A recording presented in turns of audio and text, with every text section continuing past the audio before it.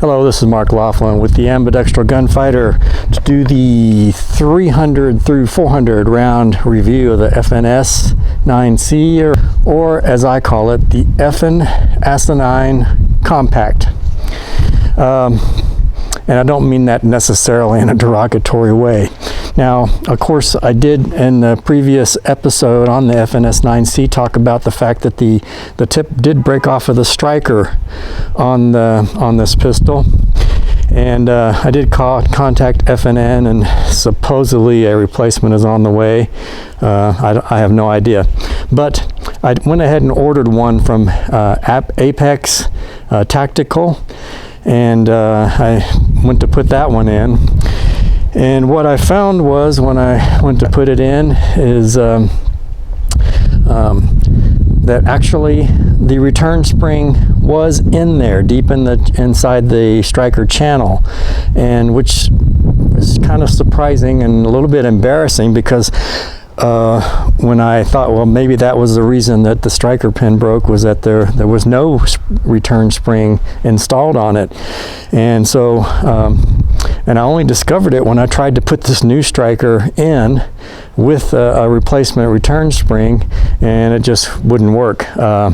And so for much further detailed, careful inspection with the light, and actually I couldn't see it at all, and I actually had to poke a wire from the chamber side in through the firing pin port, and actually managed to dislodge the original return spring, and also dislodge the broken tip off of the striker. So that little embarrassing episode behind me. Now, you know, when I thought that the striker was broken because of the missing return spring, you know, that's one thing. You know, I was like, okay, get a new striker and return spring and it'll be fine. Now I have to wonder, okay, if it had a return spring installed in it, why did the striker break? Maybe just a bad one. And since I did get an Apex Tactical striker, and it's supposed to be, it's a stainless steel and it's heavy duty. In fact, I did measure it, compared it to the original. The original striker is 5 grams and the Apex Tactical is 7 grams. So it is a little bit heavier. And actually, when I got the new striker in, when I started testing with my iTarget laser, I found that apparently I was getting light strikes, because half the time the laser was not firing. And so this kind of made me worried. I thought, I'm going to come out of the gun range and discover that you know, that I'm going to get a lot of light strikes and probably a lot of misfires or failure to fire. But after shooting another 100 rounds, had again 0 malfunction. So still up through 400 rounds, 400 fired rounds, I've had 0 malfunctions. The only malfunction I've had is when dry firing with the iTarget laser, when it quit working and I discovered the broken striker pin. So hopefully the Apex Tactical striker will be a good longevity improvement over the stock one. Hopefully my stock one was just a bad one. Maybe it wasn't tempered right or something. I don't know. So anyway, back to the FNN9c. Of course, I bought this. It was on sale at Sportsman's Warehouse here in Gillette, Wyoming. It was like $3.99, which I was like, I can't pass that up. It's a really gorgeous pistol. And when I got there, unfortunately, they had, of course, with that kind of a sale, they had pretty much, in fact, I saw the last backstock one was sold just as I got there. And so I ended up getting the display model. Now, normally I don't like actually buying the display model. I'll usually either wait or order one online or something, but it was my wife's birthday, so I kind of was using that as a little bit of an excuse to buy one for her. And so I went ahead and took the display model, kind of under the assumption that, okay, FNN's got a great reputation in big firearms company, a long-term reputation in weapons, and so I kind of based my trust on that. Now, FNN customer service, we'll see how that goes. So far, I've not gotten the replacement striker. I got one from Apex within just a couple days, so I'm glad I went ahead and spent the $50 and got my one from them, and I'll probably just stick with that. It seems like it's working fine. So far, still, the slide releases, I've actually worked through them quite a bit using some Glock, those practice plastic rounds. I just spent like an hour just working the slide release on those plastic rounds at home, hoping that I would wear in the slide release thing. And it seemed like at home it was getting a little bit better, but out here at the range, I'm still having to use both thumbs when shooting left-handed to get that slide to release. So you know, that was kind of one of the big reasons that I actually went with the FNS9c, the FNS9c compact, over the SIG P365, was for the whole ambidextrous controls. Of course, that's my whole emphasis, is being ambidextrous, so I wanted full ambidextrous controls, slide release and mag release. And so it's a little bit disappointing that, you know, instead of getting a P365, which is kind of what I'd really like to have if it had ambi controls, and I got this, so, and yet the slide releases still aren't quite working right.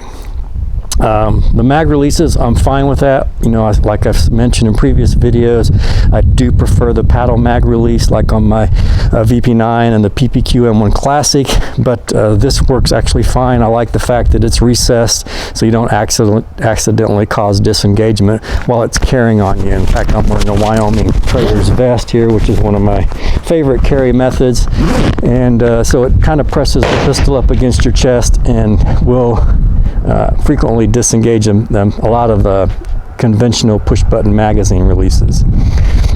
Now, I did also get myself a longer 1/16 inch drift to push out this pin, so I've gone with the smaller back grip backstrap. And find that, you know, doing for the whole natural point of aim test, where you close your eyes and bring the pistol up and then open your eyes and see where your sights are with respect to your eyes, and if the sights too high, if the sights are too high when you check that NPOA, your natural point of aim, then you know you need a rounder backstrap to cause the pistol to tilt down a little bit more. And that's what I kind of found. It was actually the original backstrap, it was just a little tiny bit high, and I found that this is actually just a little tiny bit low. So but I like the smaller for my hand, if this feels a little bit better, and I'll just less space for concealed carry. So now the FNS9c only has 2 back straps. Typically most pistols that I've got that have interchangeable back straps come with 3, and so that would, you know, 2 is not quite as much adjustability and customizability for your own particular hand as some of the other pistols, but I actually do like the feel of this pistol a whole lot. I find that it point shoots exceptionally well. I do also wish it had, like the 18K VP9 had, maybe some adjustable side strap to make it a little bit thinner. I prefer something closer to a slab-sided 1911 than this, but with a double stack you're not going to get that. But there is this pistol does have fairly thick side panels, so you know, it'd be nice to get a little bit thinner, but at least it's, you know, it's really strong and durable. Now this is something I actually hadn't noticed because I don't own the full-size version of this, but I did see another reviewer mention it. When it's a really neat thing that I want to emphasize is that the fact that this pistol, you know, typically you'll see a lot of where they take the reduced size version of a full-size pistol. Everything else is just the same. It's just a shorter barrel length and a shorter grip length. Well, FNN did go to the trouble of actually reducing the size and and how far this sticks out for the takedown lever, and of course also did reduce or recess the magazine releases more so on this compact version. So it's not just that they've chopped the gun down, they've actually made special parts just to make this work a little bit better as a compact concealed carry pistol. Now for the way you actually replace a striker on this is it's a full tear down, or not a full tear, you do the field strip.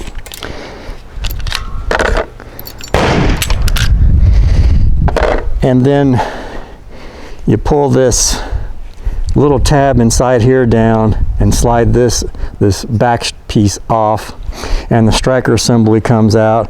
And then you've got to watch that there's this little cup that's inside the striker assembly, and I'm not sure what that does. It's behind the spring, recoil spring pushes, or the striker spring pushes against it, and there's a little pin in there that's easy to fall out. So you definitely want to watch for that if you're going to do the striker replacement. And so and watch for the little tiny, it's a very the recoil, or the return spring is very small, so it'd be easy to lose. In fact, I guess that's easy to not see when it's up in there, so watch for that to fall out and don't lose that. And then you can compare the stock striker with the Apex tactical striker. You can see it's a more solid looking striker. It's not hollowed out like the stock one, and it like I mentioned is 2 grams heavier. Now I thought maybe that would make for a lighter strike, but I don't know, maybe physics, it just means even though maybe it's not moving quite as fast as the stock striker, it is a more mass. So anyway, I did check the cases of when I shot the 100 rounds today, and I saw looked like good primer strikes on all of them that I looked at, and I also noticed there was no drag, so that's not an issue. It's not that the striker dragging across the primer that maybe broke that. At least it doesn't look that way, or the Apex at least doesn't do that. I'm not sure why, but the pistol after another 100 rounds today doesn't look quite as dirty as it did before. And also, and though I was wearing gloves, maybe that's why, but I didn't notice it being so hot either. So, but it is also a very cold day. In fact, it's pretty freaking chilly. So now, in conclusion, I have to wonder, one, is the stock striker weak, or was I just get a bad one, or is using a laser practice round for dry firing, is that hard on the striker? I don't think it would be. To me, it looks like the laser, just like using a snap cap, does have the little rubber pad on the back that fires the laser. So I can't imagine that would be an issue, but I don't know. I did shoot before the striker broke. I'd fired 300 rounds of live ammo and probably 1,200 rounds of dry fire with the laser. So this is Mark Laughlin, ambidextrous gunfighter review of the FNS9 compact, and again, it's kind of a love-hate relationship. I actually kind of disappointed in a lot of ways, but also very pleased. To me, it feels really good. It points well. I think it will become probably my concealed carry 4 when I'm wearing a Wyoming Traders vest. This is a concealed carry vest, and so this will probably be my vest carry pistol. I like it that much. Partly of it, just like the looks of it, like the feel of it, and it has proven under live fire 100% reliable. So this is Mark Laughlin with the Ambidextrous Gunfighter, www.ambgun.com. Thanks for watching. Please like, share, and subscribe.